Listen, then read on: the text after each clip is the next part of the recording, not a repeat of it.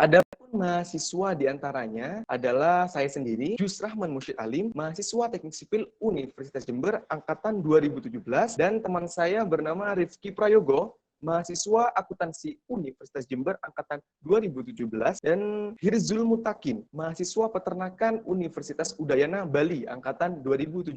Terima kasih untuk teman-teman KKN atas effortnya dalam menyelenggarakan kegiatan pada pagi hari ini. Selanjutnya melanjutkan ke acara berikutnya, yakni penyampaian CV narasumber. Sebelum itu marilah kita terlebih dahulu menyambut narasumber kita, yakni Bapak Jeffrey Yunanta Budiman. Dipersilahkan untuk memasuki ruangan. Baik, selamat pagi Bapak. Pagi.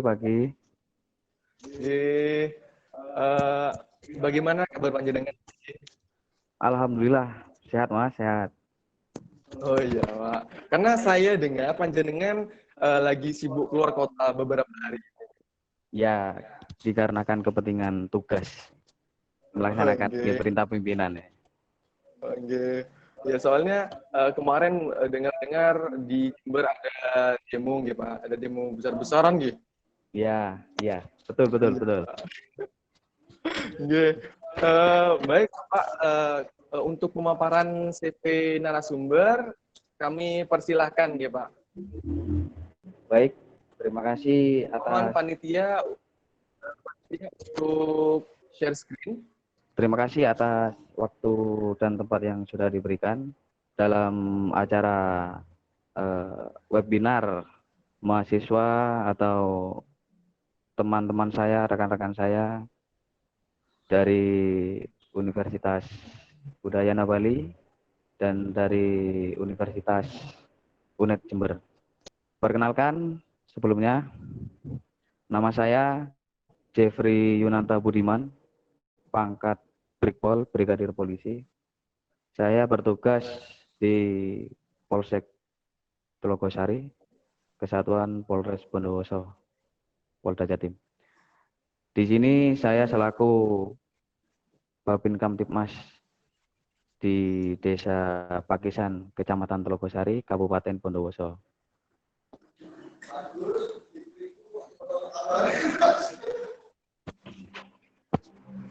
Pertama-tama, marilah kita panjatkan puji syukur kehadirat Allah Subhanahu wa Ta'ala, yang mana pada kesempatan kali ini kita dapat berkumpul atau berjumpa dalam acara webinar yang diselenggarakan oleh mahasiswa, teman-teman mahasiswa yang melaksanakan kuliah kerja nyata atau KKN pada wilayah atau desanya masing-masing, yaitu di Desa Telogosari. Di sini dalam melaksanakan tugas sehari-hari tidak terlepas sinergitas yang terjalin antara pihak pemerintahan, dalam hal ini kepala desa, yaitu selaku kepala desanya di sini ada Ibu Rizky Amalia, sarjana hukum. Babinsa ditunjang dengan Babinsa, didukung oleh Babinsa dari pihak Koramil, Kodim 0822 Bondowoso, yaitu Sertu Paiman, dan saya sendiri selaku Babin Kamtibmas, yaitu Brigpol Jeffrey Yunanta. Dan sinergitas yang terjalin tidak luput juga dari peran serta para tokoh agama, tokoh masyarakat, dan tokoh pemuda di Desa Pakisan. Visi saya yaitu menciptakan atau mewujudkan situasi dan kondisi yang kondusif di lingkungan atau masyarakat, khususnya di Desa Pakisan, agar menjadi lebih tertib, aman, dan kondusif, serta mengajak warga masyarakat untuk ikut berperan aktif dalam Bin Kamtibmas atau pembinaan keamanan dan ketertiban dalam masyarakat. Misi saya diantaranya satu, melaksanakan pembinaan dan pembimbingan kepada warga masyarakat agar menjadi sadar hukum dan taat terhadap peraturan yang berlaku atau norma-norma yang berlaku di masyarakat. Selanjutnya, menggalakkan kembali sistem keamanan swakarsa atau giat siskampling. Kemudian mengantisipasi atau mencegah kenakalan remaja atau penyakit masyarakat lainnya. Selanjutnya yang terakhir, menjalin soliditas atau sinergitas 3 pilar di unsur bawah di Desa Pakisan pada khususnya bersama para toga, Thomas, Toda, dan tokoh masyarakat lainnya. Demikian mungkin pengenalan seputar pengenalan diri atau lingkup dari instansi saya bekerja. Selanjutnya, monggo kepada moderator, Mas Yusrahman. Terima kasih Pak atas pemaparannya. Saya lihat ini sangat kompleks sebenarnya Pak, sangat kompleks. Jadi dari visi misi dan bagaimana KCP Panjenengan itu sangat kompleks nih Pak.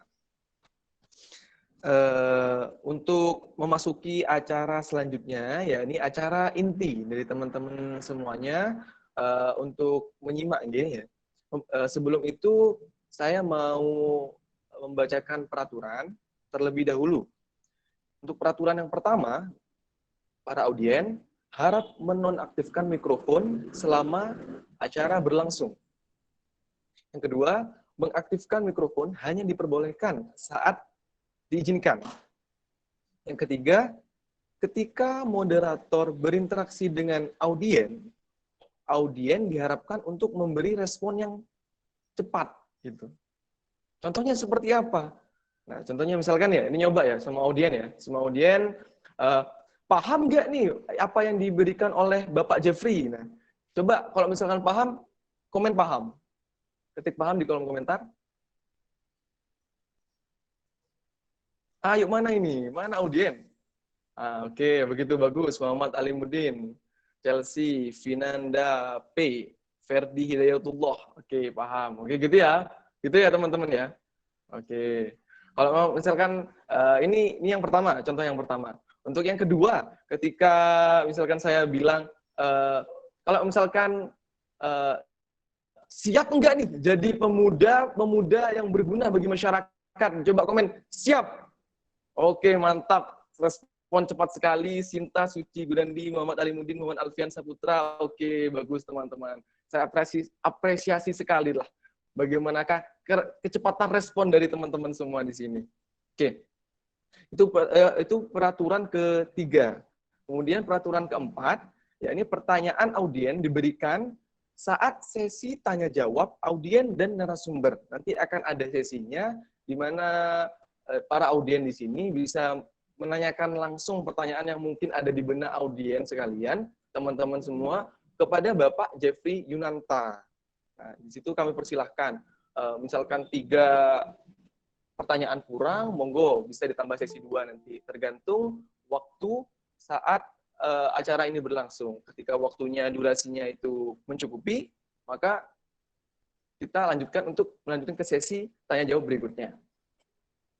Oke, baiklah kalau begitu kita langsung saja memasuki sesi talk show. Nggih, Pak Jeffrey siap nggih, Pak? Oke, monggo dilanjut. Begini Pak, ini Bapak Jeffrey, ya, oke. Tadi kameranya belum siap sepertinya Pak. Ini kok ada BTW teman-teman ada yang live ya? Januar Eko itu siapa itu? Ini join lagi. Pak Jeffrey ini seperti yang kita ketahui bahwa masyarakat di desa ini maupun di kota itu pada dasarnya memiliki kesadaran yang sedikit di bawah rata-rata mengenai COVID-19 ini, Pak. Sehingga terlihat bahwa itu masyarakat tidak mengindahkan himbauan-himbauan dari pemerintah. Padahal faktanya himbauan ini sudah sangat dilakukan oleh pemerintah di seluruh Indonesia, bukan begitu, Pak? Iya, Ya. betul. Sebenarnya enggak, Pak. Apa sih yang membuat hal ini terjadi? Apa yang membuat masyarakat itu begitu meremehkan COVID-19? Tentu hal ini kan tak luput dari distribusi media informasi dan edukasi serta teknologi. Dan image teknologi itu mungkin saja tidak familiar bagi masyarakat, mungkin itu, Pak, terutama di desa. Gitu. Iya. Bagaimana menurut Pak Jitri yang mungkin bisa ditanggapi? Baik, terima kasih. Jadi begini, permasalahan yang ada di bawah terkait kita menghadapi masa pandemi COVID-19, itu yang terjadi adalah masyarakat banyak yang awam atau kurang paham terkait apa itu virus COVID-19.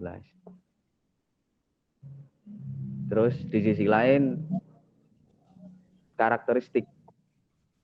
Jadi dari SDM-nya sendiri, sumber daya manusianya sendiri, kurang begitu sadar dan disiplin dalam hal menerima himbauan-himbauan yang diberikan oleh pihak pemerintah. Jadi dapat dikatakan penanganan daripada virus COVID-19 itu sendiri agak terkesan seperti terlambat. Gitu. Begitu, Mas Jus. Oh, enggak, Pak. Jadi yang digarisbawahi adalah kesadaran masyarakat gitu, Pak. Ya, intinya itu kesadaran masyarakat dan disiplin diri daripada masyarakat itu sendiri. Padahal kan, Pak, sudah banyak sebenarnya, Pak, yang di media maupun di media informasi dan lain sebagainya itu sebenarnya kan sudah banyak, Pak. Kenapa kok masih masyarakat itu sepertinya itu kurang mengindahkan, gitu, Pak? Kok nggak sadar-sadar gitu. Sampai dibilang Indonesia terserah itu. Gimana, Pak, tanggapan panjenengan soal kayak gini gitu loh? Apa gitu sebenarnya? Seperti yang saya sampaikan, masyarakat Indonesia terdiri dari berbagai macam karakteristik yang ada, kultur yang ada, sehingga dalam penerimaan informasi itu ada beberapa yang terkesan menyepelekan dengan adanya virus COVID ini.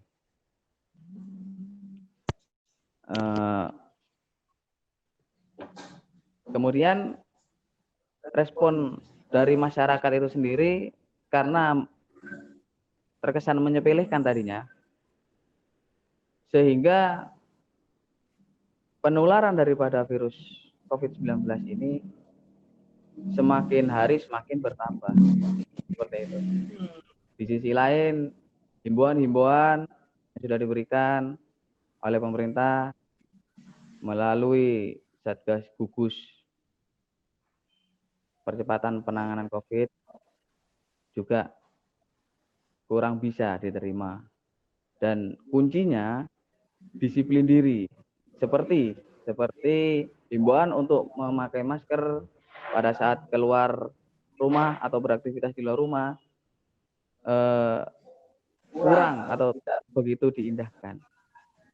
Begitu. Intinya kurang kesadarannya masyarakat ini sangat tidak luput mungkin di media gitu ya, Pak. Media kan sebenarnya penyebarannya cepat gitu, Pak. Distribusinya sebenarnya kan media kan cepat ya. Cuma dari mungkin ketidakmampuan untuk mengakses teknologi. Mungkin, Pak. Ini mungkin saja sih, Pak. Jadi begini. Justru kami mengharapkan peranan daripada kaum pemuda yang dalam hal ini sering kita sebut sebagai kaum milenial. Iya. Di tengah pandemi COVID-19 atau di era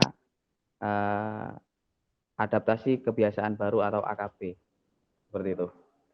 Dan seiring perkembangan dan kemajuan teknologi yang sudah ada, mungkin orang-orang yang notabene sudah usia lanjut kurang begitu memahami dengan adanya kemajuan teknologi dan perkembangan informasi yang ada melalui sumber-sumber seperti media sosial, elektronik, dan lain sebagainya. I see. Sehingga kenapa kami menyebut peranan pemuda, kaum milenial khususnya sangat berpengaruh kontribusinya dalam hal ini, karena tidak menutup kemungkinan kaum milenial, para pemuda pasti memiliki pengetahuan atau wawasan yang lebih, apalagi seiring perkembangan zaman saat ini dan ditunjang dengan gadget yang ada seperti itu. Karena semua pada zaman sekarang memang serba beraplikasi Android. Jadi tugas dan peranan daripada pemuda menyampaikan kepada masyarakat di tingkat bawah khususnya apa yang diterima kita dalam menerima informasi, apalagi itu berkaitan dengan masalah COVID ini, kita bisa meneruskan kepada mereka. Tidak usah jauh-jauh, kita paling tidak minimal bisa menyampaikan hal tersebut kepada pihak keluarga terdekat yang secara tidak langsung nanti keluarga sekitar kita itu akan apa istilahnya menggodok tularkan dari mulut ke mulut, sehingga pesan yang disampaikan dari pemerintah, himbauan-himbauan yang diberikan terkait antisipasi pencegahan virus COVID-19 seperti yang dikatakan dalam protokol kesehatan, seperti memakai masker saat beraktivitas di luar ruangan, mencuci tangan dengan air bersih dan mengalir seperti itu, dan lain sebagainya. Nah, sebenarnya dari yang panjenengan katakan itu kan memang sudah umum sebenarnya, Pak. Sebenarnya sudah dari beberapa bulan lalu bahkan sudah diberitakan gitu di media. Gitu. Jadi memang membahas secara global, secara pemudanya mungkin seperti kurang enak gitu loh, Pak. Jadi meskipun kita ini di media ini diberitakan untuk memakai masker dan lain sebagainya, tapi seperti kayak sebenarnya perannya gitu loh. Dalam lingkup kecil dulu sebenarnya, tidak dalam lingkup yang sangat besar. Seperti kalau misalkan kita di Indonesia, seluruh Indonesia ini kan lingkup yang besar. Nah, lingkup yang kecil dulu sebenarnya, Pak. Kita memahami lingkup yang kecil untuk memahami lingkup yang lebih besar nantinya, kan begitu, Pak? Iya, betul. Nah, jadi kita ini coba perkecil lagi, perspektif lagi gitu. Sebenarnya saya penasaran nih, Pak. Bagaimanakah sekarang kondisi COVID-19 saat ini? Baik secara global yang disebutkan dan atau maupun spesifik gitu. Secara spesifik ini dalam lingkup lebih kecil. Contohnya mungkin di Kota Bondowoso atau mungkin di Kecamatan Telogosari atau di Desa Pakisan. Apakah ada info yang fresh yang sekarang itu mungkin kita belum tahu gitu, sebagai muda maupun sebagai masyarakat? Ya. Terima kasih. Ya. Jadi yang dapat saya sampaikan kepada teman-teman sekalian terkait situasi COVID-19 yang ada saat ini baik secara umum maupun secara lebih spesifik khususnya di Kabupaten Bondowoso dan di Desa Pakisan, Kecamatan Telogosari ini. Jadi begini, untuk COVID-19 itu sendiri pada saat ini dari hari ke hari semakin meningkat, ada peningkatan, begitu. Terus khususnya di daerah Bondowoso sendiri dan Desa Pakisan juga ada peningkatan. Di Jawa Timur sendiri, khususnya di Kabupaten Bondowoso, kita pemerintah daerah setempat bersinergi dengan unsur-unsur terkait, dalam hal ini TNI Polri,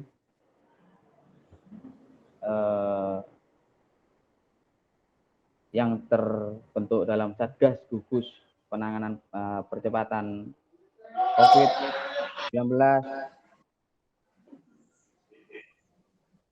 itu sudah membuat suatu terobosan juga, inovasi juga, berinovasi agar supaya informasi terkait seputar COVID itu dapat dengan cepat dan mudah disampaikan serta diterima oleh masyarakat di bawah. Salah satu contohnya di Kabupaten Bondowoso, di sini ada suatu aplikasi atau fitur yang bisa digunakan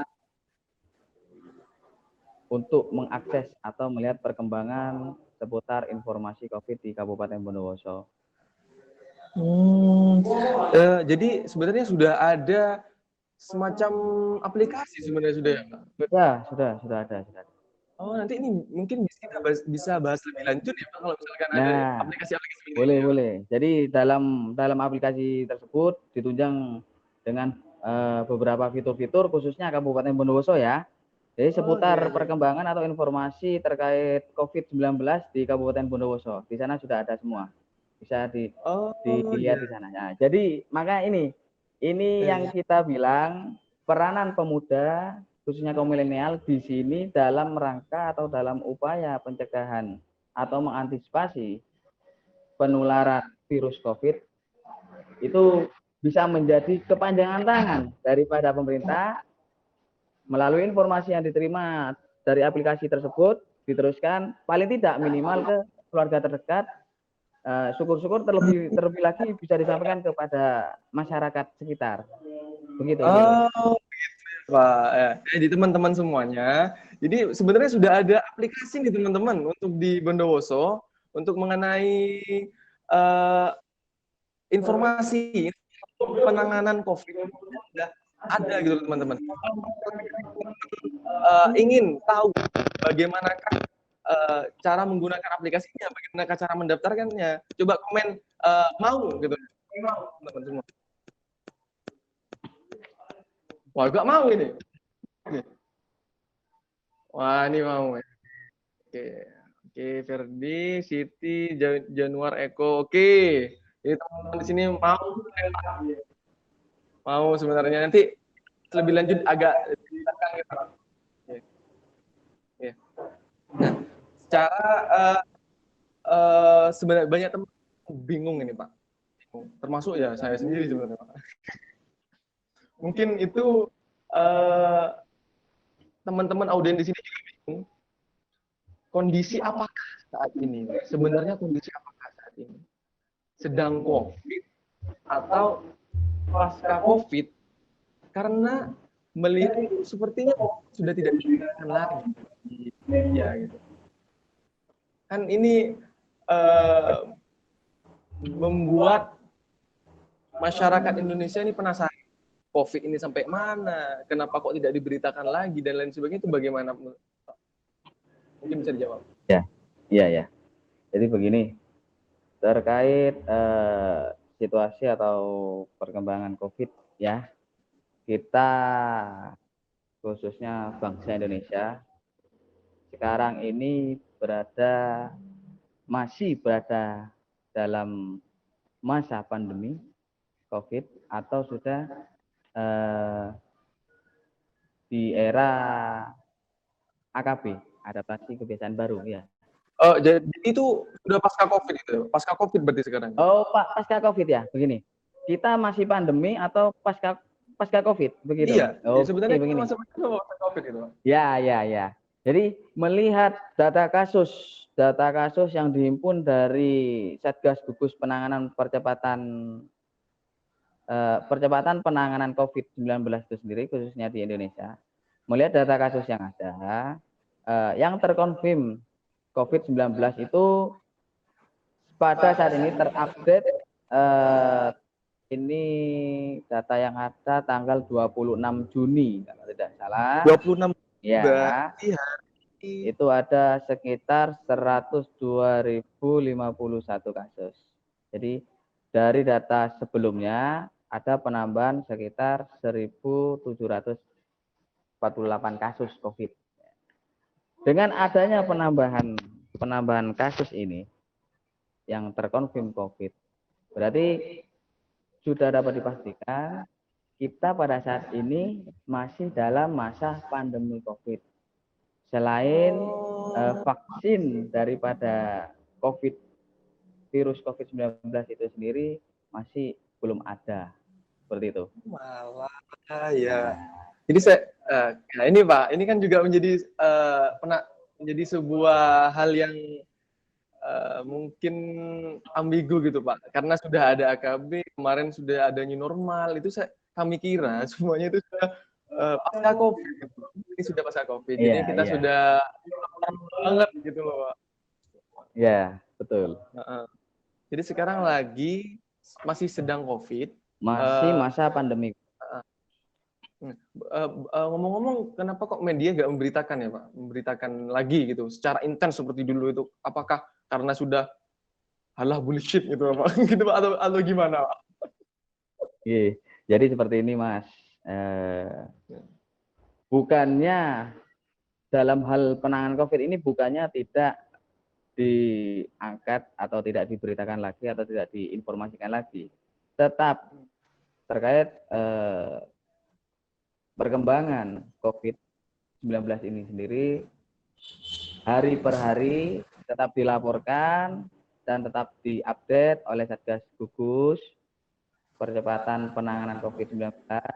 Namun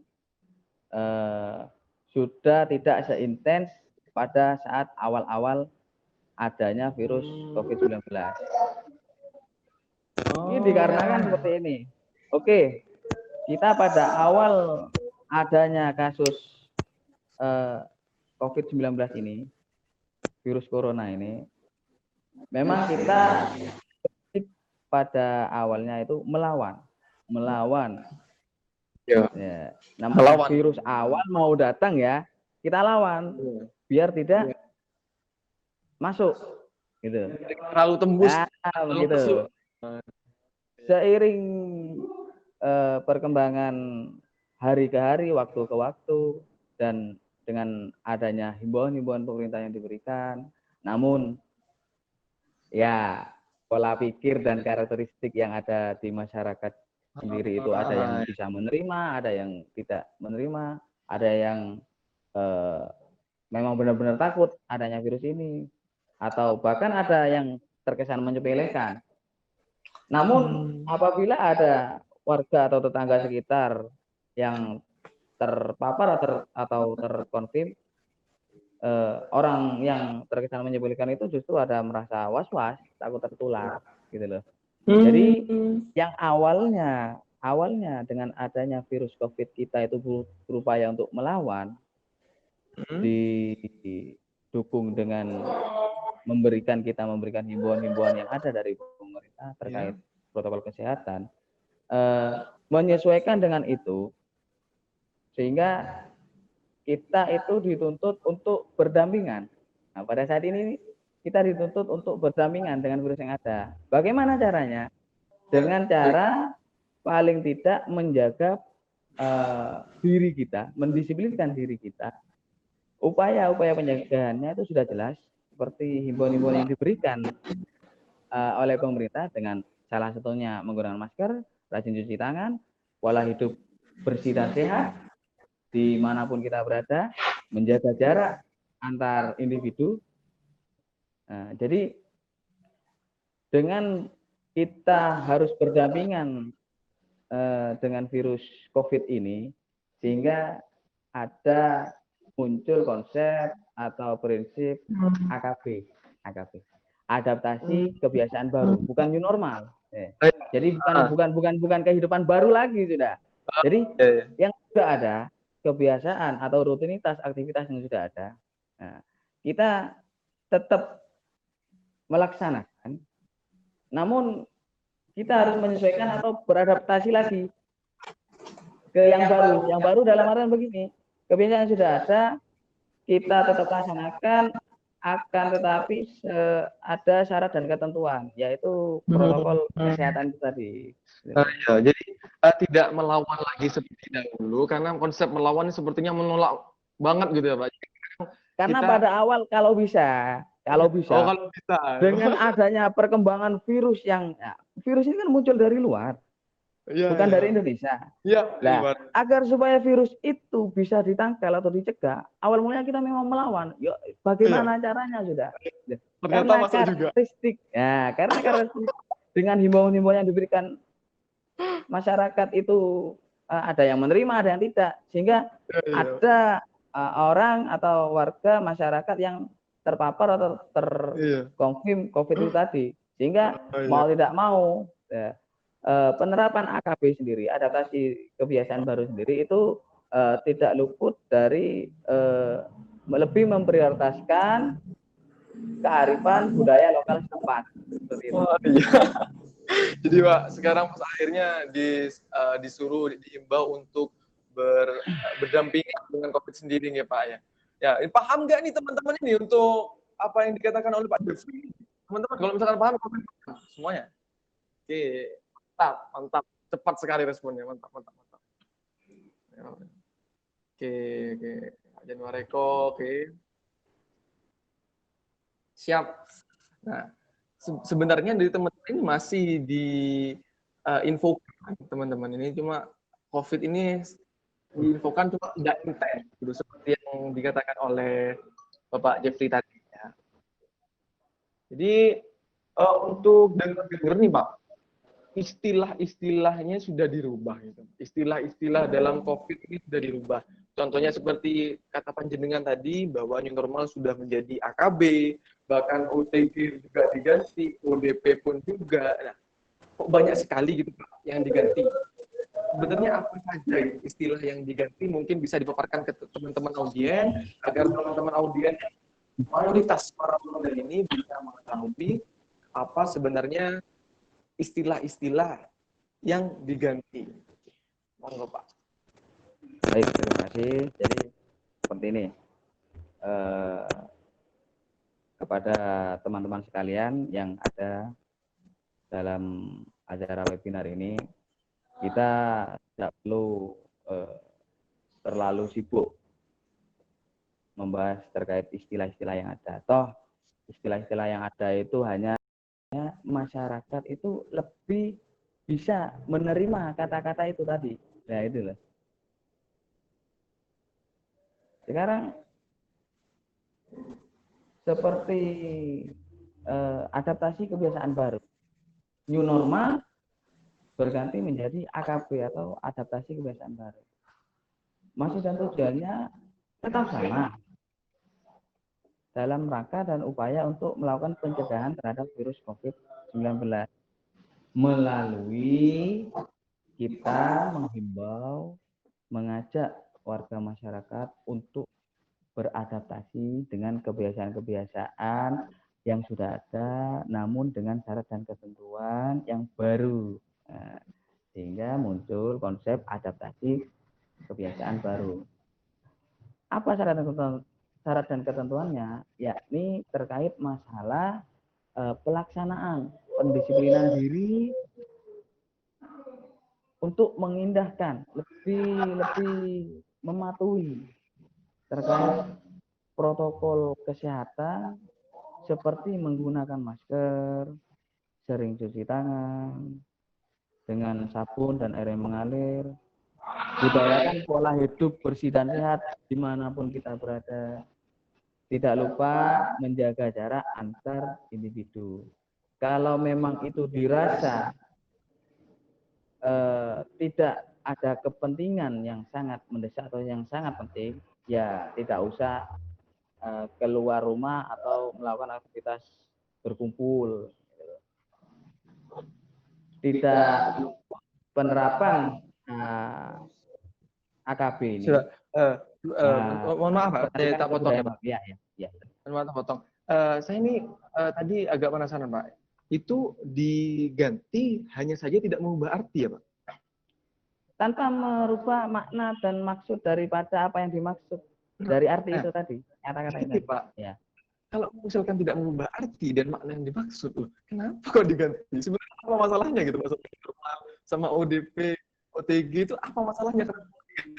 Nah, seperti ini Mas. Agar masyarakat tuh lebih menerima. Sekarang seperti ini. New normal menjadi AKB atau adaptasi kebiasaan yang baru loh. New normal ini kan memang bukan bahasa kita, bukan bahasa Indonesia. Oh, karena kata serapan di situ. Ya, ada kata semacam kata serapan tanpa merubah arti atau istilah dari yang dimaksud. ODP orang yang tadinya ODP itu orang dalam pantauan. Oke, sama-sama menggunakan bahasa Indonesia. Cuman orang di kalangan bawah, masyarakat bawah khususnya itu bingung dengan adanya singkatan ODP, orang dalam pantauan. Yang dipantau apanya? Orang yang bagaimana?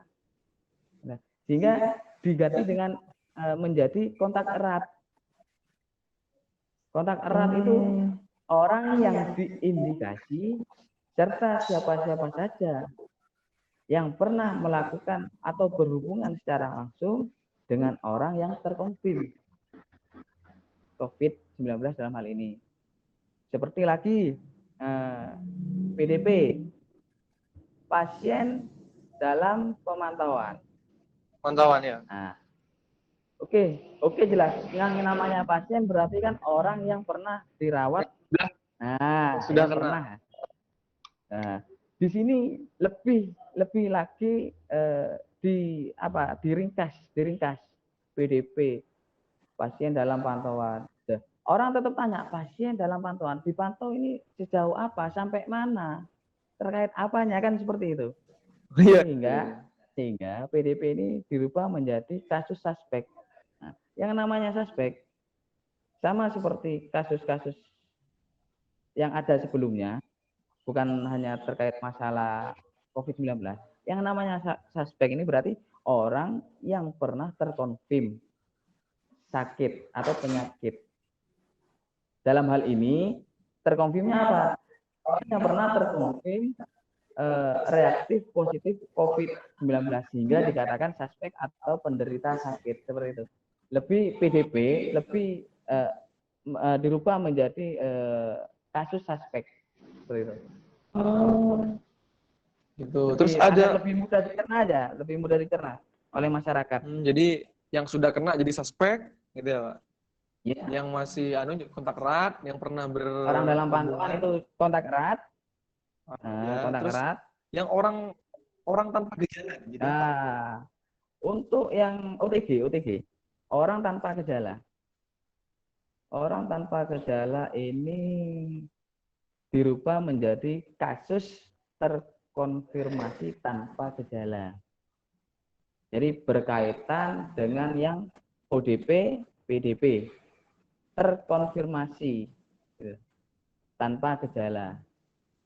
Nanti takutnya pemikiran di masyarakat OTG seperti kabel OTG out yang seperti HP, seperti itu. Banyak makna nanti ya. Ya. Jadi lebih simpel tanpa merubah maksud dan arti daripada istilah itu. Seperti itu. Jadi OTG yang orang tanpa gejala jadi diganti dengan terkonfirmasi tanpa gejala ya. Tanpa gejala. Sejauh ini cuma ini yang diganti Pak? Ada 4 ini. Yang sampai saat ini yang istilah-istilah yang diganti ada 4 ini. Jadi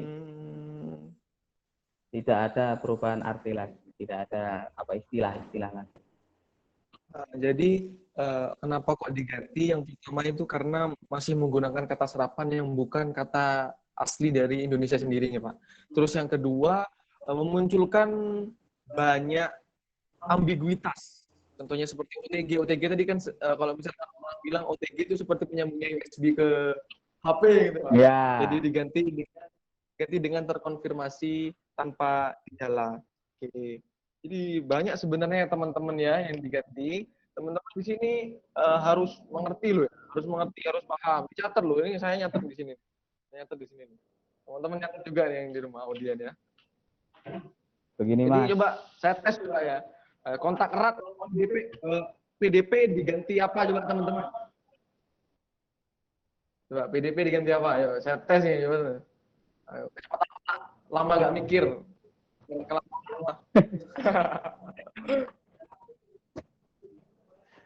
Ayo audien. Wah, teman-teman ini semua ini. Ayo PDP diganti apa sekarang? Sudah. Waduh, teman-teman ini. Ini seperti semua ya.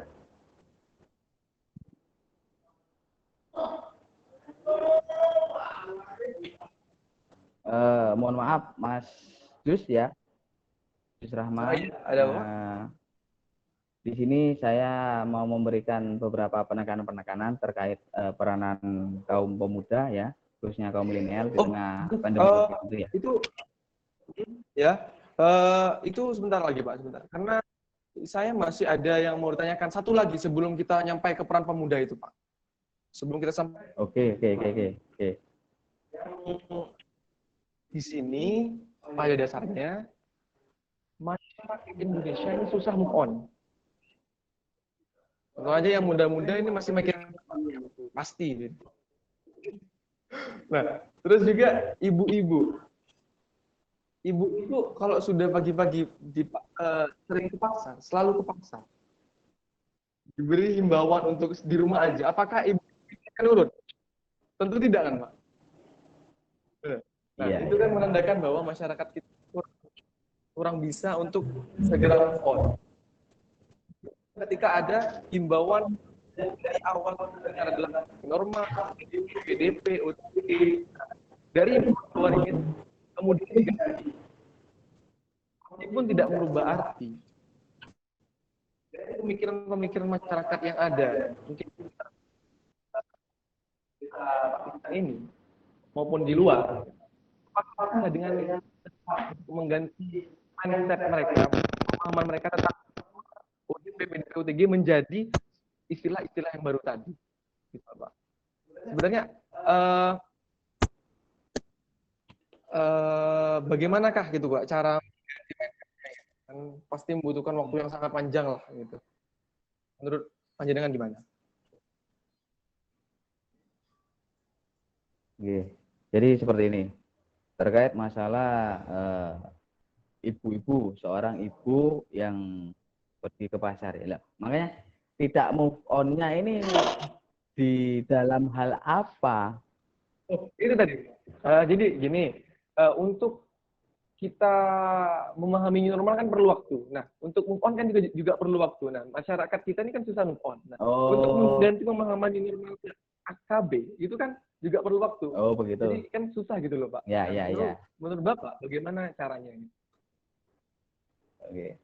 Jadi begini, terkait ibu-ibu yang ke pasar tadi, ya, sudah jelas pada awalnya penekanan kita selaku Satgas Gugus itu terkait masalah social distance, masalah berkerumun. Itu tidak luput pada saat awal konsep kita dengan adanya virus COVID-19 ini, yaitu prinsip utamanya, dasarnya itu melawan, jangan sampai masuk. Dikarenakan karakteristik masyarakat yang ada yang menerima, ada yang tidak bisa menerima atau terkesan menyepelekan. Jadi mau tidak mau membuat virus ini ada masuk dan tumbuh berkembang di negara kita. Ibu-ibu yang ke pasar, kita tidak melarang, tetap bisa melakukan aktivitas semampan itu memang untuk memenuhi kebutuhan hidupnya. Maka dari itu, pemerintah mengeluarkan berbagai macam kebijakan-kebijakan. Sehingga muncullah suatu aturan yang disebut protokol, dalam hal ini protokol kesehatan. Ya. Dan ini semua ada dalam konsep AKB itu, adaptasi kebiasaan baru. Jadi yang namanya ibu-ibu, pas itu ibu-ibu atau mau pedagang bagaimana, yang namanya di pasar itu berarti kan dia ada unsur memenuhi kebutuhan sehari-hari. Memang keperluan. Kita tidak bisa melarang. Cuman kita tetap menghimbau kalau keluar atau ke pasar jangan terlalu lama. Apa aja selesai sudah langsung kembali lagi. Jangan lupa pada saat keluar itu menggunakan masker dan lain sebagainya seperti itu. Jaga jarak dengan antar individu di pasar, gitu, mencegah terkait penularannya. Nah, terus terkait penanaman pemahaman atau perubahan istilah-istilah kepada masyarakat. Nah, seperti halnya seperti ini, contoh-contoh kecilnya.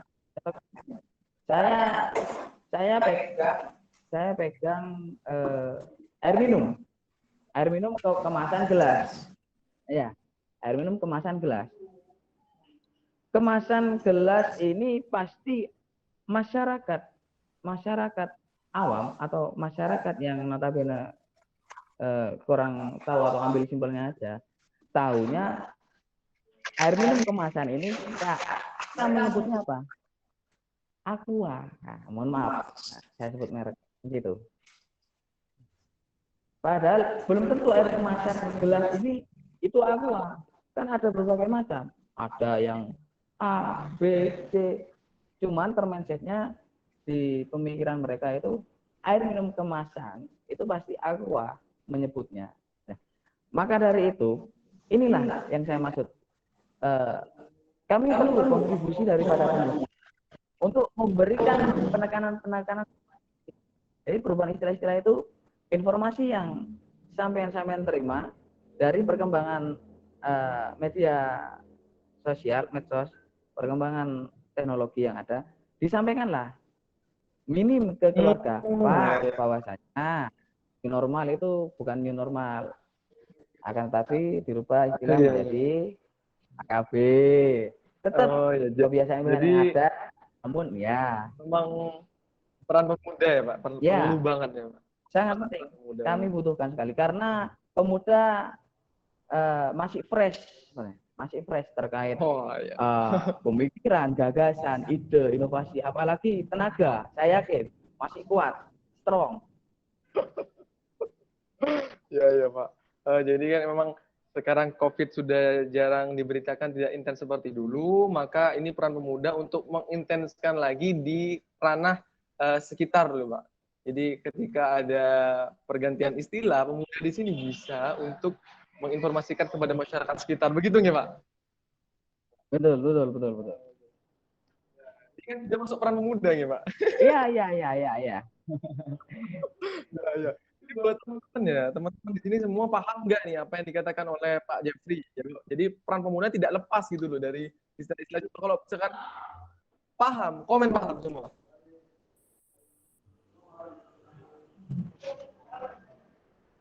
Halo, audien. Audiennya udah slow respon banget. Nah, ini banget. Saya sudah Alfian Saputra, Jenderal Chelsea, Gunadi. Oke, terima kasih atas teman-teman responnya. Saya apresiasi sekali. Nah, jadi untuk kode informasi kredit saja. Coba minta tiket di sini nih, ke leknya apa kan? Ya, kayak makan benja. Anda kok. apa ya? Gendut. Maling laki oleh.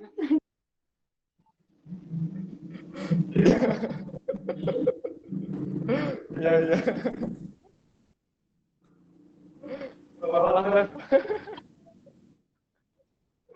Ya, nggak apa. Cuma kesalahan teknis mungkin ya mungkin ya. Wajar. Jadi gini Pak, yang tadi masalah aplikasi ini perlu sebenarnya Pak. Jadi teman-teman tadi yang bilang mau lagi, mau banget, gitu. Mau banget. Komen.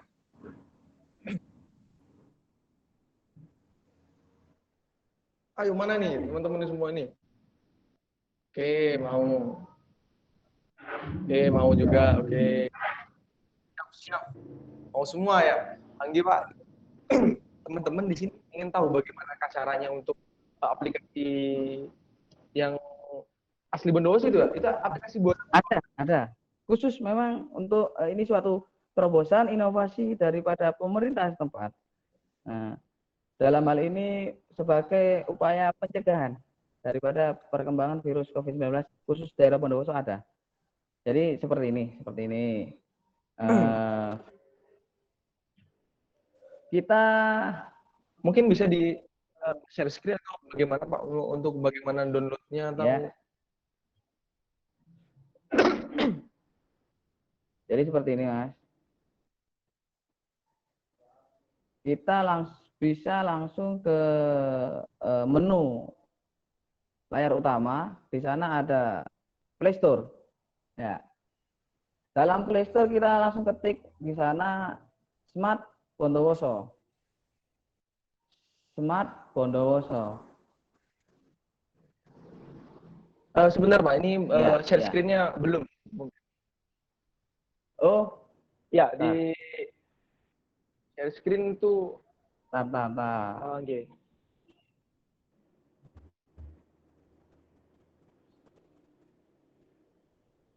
Sudah?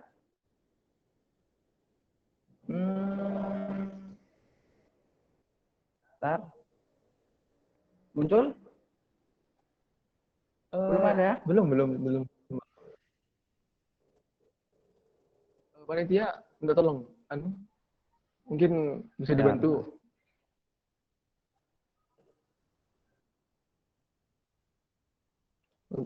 Bisa masuk? Belum. Masuk ya? Jadi ya, sudah masuk. Kita ke layar utama. Ya. Kita ke layar utama. Di situ kita ke aplikasi atau Play Store, ya. Di sana ketikkan Smart Bondowoso. Smart Bondowoso. Jadi Bondowoso pintar ya. Ya. Secara langsung seperti itu. Agar membuat masyarakat Bondowoso pada khususnya ikut pintar dan cerdas. Nah, ada logo di sana yang kuning ini. Nah, nanti apabila sudah terinstall seperti ini, yang kuning. Akan muncul semacam seperti ini. Ya. Di sana ada fitur-fitur yang bisa menunjang terkait informasi seputar COVID, perkembangan COVID. Ini salah satunya. Ya. Sebentar Pak, ini mungkin teman-teman yang baru masuk itu bakal kebingungan pendaftarannya gitu. Pendaftarannya pakai apa Pak? KTP. Baik. Jadi seperti ini untuk pendaftarannya. Setelah masuk di sini, saya keluarkan dulu dari saya. Jadi ini harus daftar teman-teman audiennya daftar. Untuk pendaftarannya bisa mengikuti seperti di sini ya. Nah, di sini pada layar ini kita langsung ke ini yang bawah, buat akun baru. Buat akun baru di sini. Nah, muncul form seperti ini. Paham ya? Iya. Kemudian di sini diisi, ketik nik, nomor induk KTP. Nicknya. Nah, secara otomatis akan muncul di sana nama, tanggal lahir, username mau pakai apa, passwordnya silakan Untuk password silakan desain sendiri, buat sendiri, nomor HP, alamat dan sebagainya. Jangan lupa pilih desa dan kecamatan. Alamat kecamatan sama desa itu otomatis terisi atau enggak, Pak? Kalau yang itu diketik sendiri. Kalau yang Detek sendiri. alamat dasarnya langsung muncul. Setelah kita mengetikkan nomor KTP di sini, Ya. apabila tidak muncul, silakan diketik sendiri dan kecamatan dipilih. Di sana ada pilihan. Nah, Siap, di sini ada pilihan Logosari, misal seperti ini. Desanya desa apa? Kembang. Bisa. Logo bisa, kita Pakisan. Nah, di sana. Di sini alamatnya dusun apa? Seperti itu, dusun. Kalau misalkan kirim daftar kayak gini nggak bisa nggak, Pak? Iya, iya. Setelah itu, jangan lupa user kita tadinya, user kita yang ada, dan password kita yang sudah dibuat, masukkan di sini, di kolom-kolom ini. Secara tidak langsung seperti ini, misal ini punya saya. Mohon maaf. Ini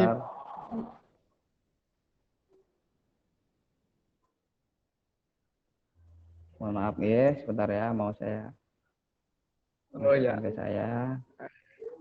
Kasihan ya, Pak. Ya. Karena termasuk privasi. Iya.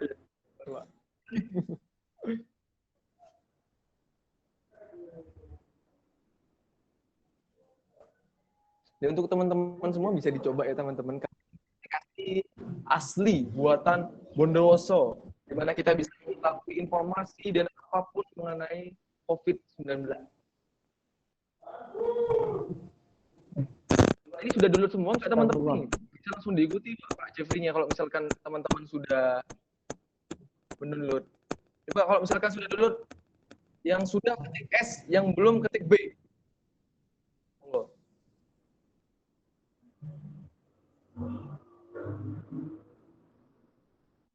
Teman-teman, yang sudah download S, yang belum B. B, Muhammad Alfian Saputra B, Januar Eko B, Ferdi B, Siti B, Chelsea B. B semua. Belum. Gak apa, nanti bisa dicoba di rumah teman-teman. Setelah ini mungkin bisa dicoba. Siap ya? HP kentang. Oke, nanti siap ya akan teman-teman. muncul seperti Siap ini. coba. Siap. Masuk ya. Present screen-nya ya. Setelah kita masukkan user. Astagfirullah.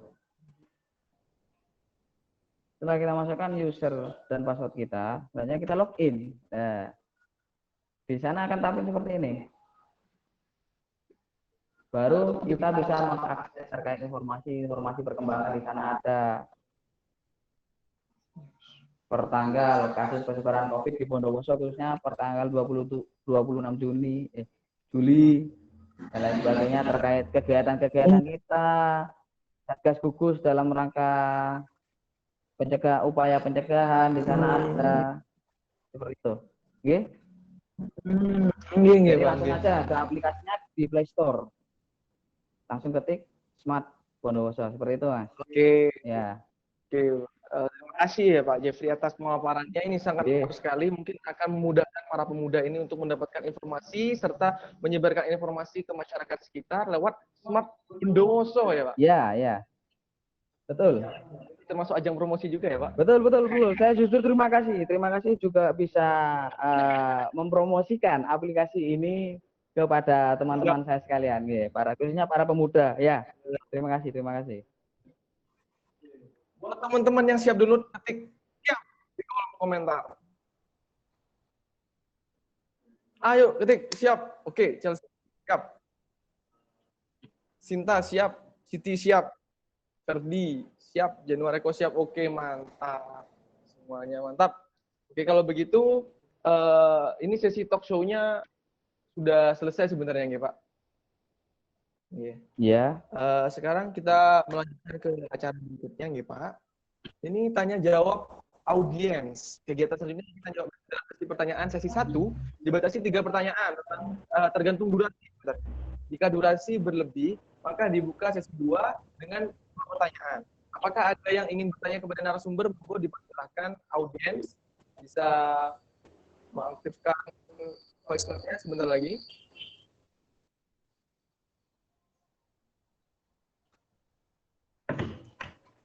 Monggo buat teman-teman audiens yang ingin bertanya kepada Bapak Brigjen Jeffrey.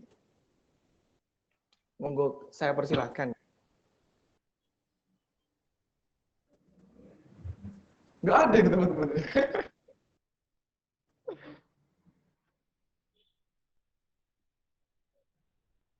Hitung sampai 10 ya. Hitung sampai 10. Mungkin masih mikir pertanyaan.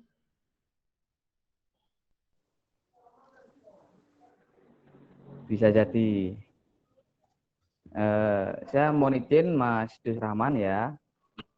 Sambil sembari teman-teman sekalian yang ada dalam webinar pada saat ini mungkin ada unek-unek, ada suatu istilahnya pertanyaan yang mengganjal di pikiran atau di benaknya terkait masalah COVID, seputar COVID dan lain sebagainya. Monggo dipikirkan, nanti bisa disampaikan ke saya, mungkin saya bisa menjawab. Jadi peranan pemuda kaum milenial khususnya di tengah pandemi COVID-19 atau di era AKP adaptasi kebiasaan baru ini sangat dibutuhkan oleh kami. Terkait apa? Karena pemuda itu kaum milenial itu kontribusinya sangat dibutuhkan. Kenapa? Karena masih fresh. Terkait masalah pengetahuan, wawasan, gagasan, ide-ide, inovasi, kreativitas, dan utamanya tenaganya. Nah, seperti pepatah atau suatu pernyataan daripada Presiden pertama Republik Indonesia yaitu I.R. Soekarno yang mengatakan, beri aku 1000 orang tua, niscaya akan kucabut Semeru dari akarnya. Beri aku 10 pemuda, niscaya akan kuguncangkan dunia. Pernyataan daripada Presiden Insinyur Soekarno ini dapat ditarik atau digarisbawahi terkait situasi saat ini. Mana yang tersirat dan tersurat yaitu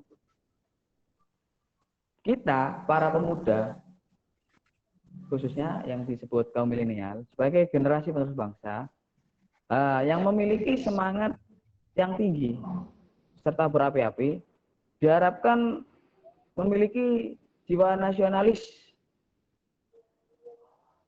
bahkan jiwa juang yang tinggi juga terhadap bangsa dan negara Indonesia dalam mengisi kemerdekaan dan pembangunan.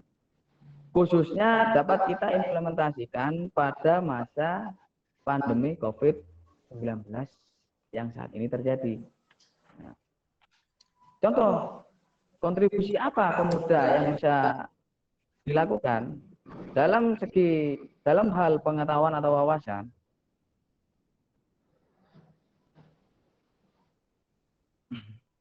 Tunggu, mohon maaf.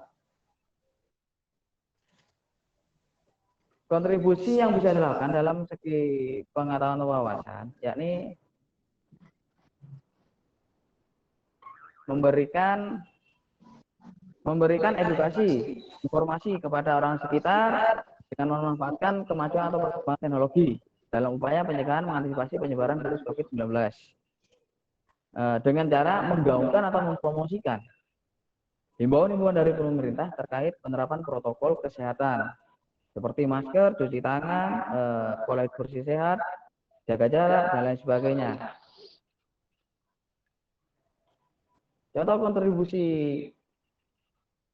pemuda dalam hal gagasan atau ide bisa seperti memberikan himbauan dalam rangka upaya pencegahan penularan virus menggunakan medsos atau media sosial yang ada dengan membuat gambar-gambar unik, menarik, dan kata-kata yang mudah dicerna dan dipahami oleh masyarakat. Selanjutnya, bisa juga membuat suatu konten atau tutorial tentang terkait pembuatan suatu produk, serta juga bisa untuk bagaimana cara pemasarannya melalui media sosial. Yang kontribusi tenaga ini yang sangat diperlukan, bisa saja menyumbangkan segenap kekuatan kemampuannya, yaitu tenaganya, untuk melakukan aksi semacam penyemprotan disinfektan, pembuatan masker, dan pembagian masker. Secara tidak langsung, peranan atau kontribusi para pemuda kaum milenial khususnya ini juga dapat menumbuh kembangkan jiwa gotong royong karena memiliki rasa empati turut serta merasakan terhadap sesama, seperti semboyan bangsa Indonesia, yaitu Bhinneka Tunggal Ika. Dalam konsep Indonesia Maju, yang mana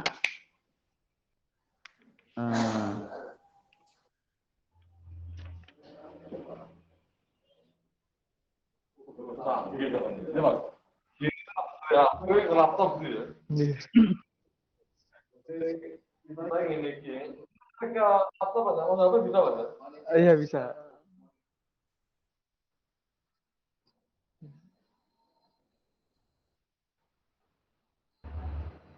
saya lanjutkan.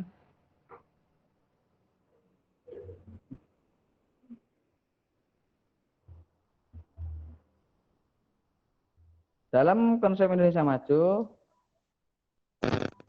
di mana jika ada maksud bangsa Indonesia, tidak ada satupun rakyatnya yang tertinggal untuk meraih cita-citanya, membentuk bangsa yang demokratis dan hasilnya dapat dinikmati oleh seluruh warga Indonesia, serta mampu menguasai ilmu, pengetahuan, atau teknologi kelas dunia, dan mampu menjaga mengamankan bangsa dan negara Indonesia dalam situasi dunia saat ini yang kompetitif. Dalam konsep ini juga teriring konsep dari Polri, yaitu Kamtipmas Kondusif, masyarakat semakin produktif. Jadi dapat ditarik kesimpulan bahwasanya apabila situasi dan kondisi di lingkungan masyarakat negara sudah kondusif, tidak untuk kemungkinan masyarakat akan melakukan aktivitas atau rutinitas tanpa adanya rasa kekhawatiran, sehingga dalam melakukan aktivitas menjadi lancar. Dengan dalam rangka upaya penanganan pencegahan COVID-19 ini, kita juga membentuk atau mendirikan suatu kampung tangguh, di mana dengan konsep dasar kampung tangguh COVID-19 dengan konsep atau prinsip Semeru, sehat, aman, tertib, dan rukun, dengan memprioritaskan atau ada metode-metode yang sudah diterapkan. Nah, tak lupa pada intinya kami sangat mengharapkan sekali kontribusi daripada para pemuda atau kaum milenial dengan cara kita berkolaborasi dalam upaya pencegahan virus COVID-19 dengan memberikan himbauan-himbauan kepada masyarakat sekitar, berikan edukasi, terus terkait masalah bagaimana pencegahannya. Karena kalau bukan kita selaku generasi penerus bangsa, para pemuda kaum milenial khususnya, lalu siapa lagi yang mau tanggap dan peduli terhadap bangsa ini? Maju dan berkembangnya bangsa Indonesia ini ada di tangan kita, khususnya para pemuda kaum milenial sebagai generasi penerus bangsa. Jangan lupa seiring perkembangan teknologi yang sudah ada, kita jangan menjadi terlena dengan kemajuan teknologi tersebut. Nah, terkait informasi apa saja yang kita terima, upayakan prinsip sharing sebelum sharing. Hal ini yang perlu dipedomani dan diperhatikan sehingga tidak ada kata-kata hoax atau berita bohong. Karena pepatah dulu mengatakan mulutmu harimaumu. Di zaman sekarang ditambah mulut dan jarimu adalah harimaumu. Jadi hati-hati tersandung suatu permasalahan. Dan tidak lupa yang paling akhir, saya berpesan melalui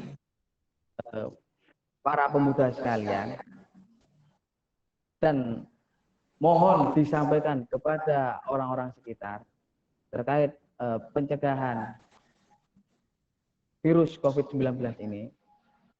Yang perlu kita ingat yaitu disiplin diri terkait penggunaan masker pada saat di luar aktivitas di luar ruangan, mencuci tangan baik sebelum maupun setelah beraktivitas, membudayakan pola hidup sehat, membudayakan pola hidup bersih dan sehat, serta menjaga jarak antar individu. Ingat, disiplin diri adalah vaksin daripada COVID-19 itu sendiri.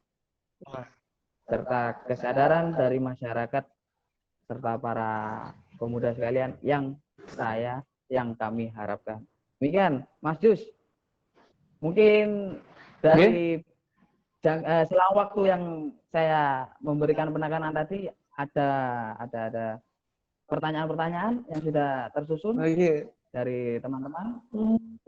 Mungkin dari teman-teman ada yang mau bertanya. Saya tawarkan sekali lagi, kalau misalkan memang sudah tidak ada, saya lanjutkan sebenarnya.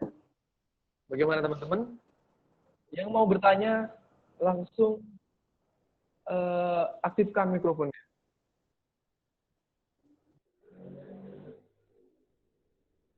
Saya kira tidak ada ya, panitia ya, gimana? Tidak ada.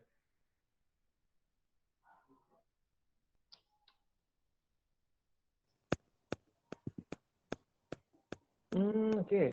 Ini ada dari Chelsea Vinanda P. Ini mungkin tidak pakai mikrofon, tidak apa-apa ya Pak? Saya bacakan saja.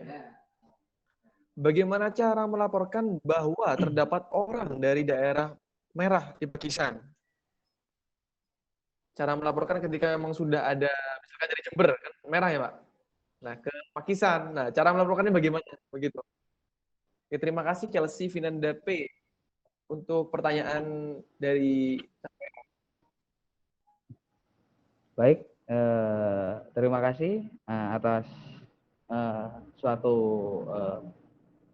unek-unek atau pertanyaan yang disampaikan kepada ini Mbak apa Mas ya Chelsea ini ya kira-kira. Oke.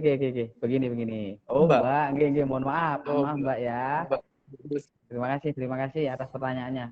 Bagaimana cara melaporkan bahwa terdapat orang dari daerah merah di Pakistan? Oh, maksudnya ini orang yang pernah singgah atau pernah transit di daerah merah.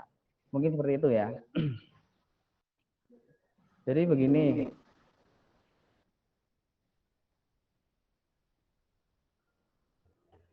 Di dalam penanganan kasus COVID itu sendiri, dari sektor pemerintahan pusat atas hingga unsur yang terbawah itu sudah dibentuk Satgas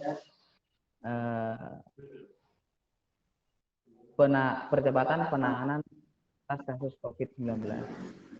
Di unsur bawah sendiri di desa, tingkat desa khususnya, itu juga ada sinergitas yang terjalin antara pemerintahan desa setempat dibantu dengan TNI Polri, Babinsa dan Babinmas, serta di sana sudah ada dengan memanfaatkan media teknologi yang berkembang saat ini, dibentuklah suatu grup WhatsApp relawan COVID-19. Nah, terus terkait pertanyaan Mbak Chelsea tadi, andai kata saudara sendiri yang mengetahui terkait orang tersebut, bisa disampaikan paling tidak ke pihak RT, ke pihak di sini ada kasun, kepala dusun, atau kepada pihak kepala desa. Kalau memang itu dirasa perlu atau yang dimiliki itu kontak personnya siapa, monggo silakan. Minta tolong disampaikan baik itu kepada pihak Babinsa, saya sendiri selaku Babinmas. Nanti akan kita sampaikan ke pihak kesehatan karena di sana juga ada dalam grup itu juga ada selain aparatur pemerintahan desa, Babinsa, Babin Kamtipmas, ada pihak kesehatan yaitu bidan desa dan perawat desa. Seperti itu Mbak. Mungkin paham ya Mbak ya. Jadi apabila mengetahui silakan disampaikan entah itu melalui tingkat bawah RT, RW, kasun, kepala desa, mungkin langsung kepada saya, ke Babinsa, ke pihak bidan desa atau perawat desa, seperti itu Pak. Jangan takut, tidak usah takut karena ini dalam rangka dalam upaya pencegahannya juga. Terima kasih Pak Chelsea atas jempolnya. Siap. Siap, terima kasih atas jawabannya Pak Jeffrey. Pertanyaannya juga untuk Mbak Chelsea, terima kasih. Mungkin dari teman-teman ada yang mau bertanya lagi mungkin sebelum kita menuju ke sesi penutupan.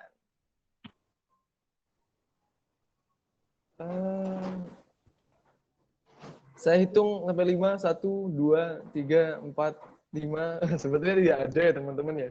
Ya teman-teman sepertinya sudah paham. Coba sebelum ditutup, sebelum sesi penutupan, komen paham dulu. Siap, bagus teman-teman. Jadi kami mengucapkan terima kasih kepada pemerintah desa Pakisan, khususnya kepala desa. Kami juga mengucapkan terima kasih kepada Polsek Telogosari, khususnya Bapak Brigpol Jeffrey Pinanta Budiman atas pemahaman yang diberikan. Terima kasih juga untuk panitia KKN Desa Pakisan dan big thanks untuk teman-teman audien yang setia sampai akhir dan respon cepatnya. Kami mengucapkan big thanks. Mohon maaf ya, jika ada Mas Jus. Mohon maaf Mas Jus, saya salah sebentar ya. Kami dari pihak Polsek Telogosari, khususnya saya selaku Babin Kamtipmas Desa Pakisan juga mengucapkan banyak terima kasih saya ucapkan kepada Mas Jus Rahman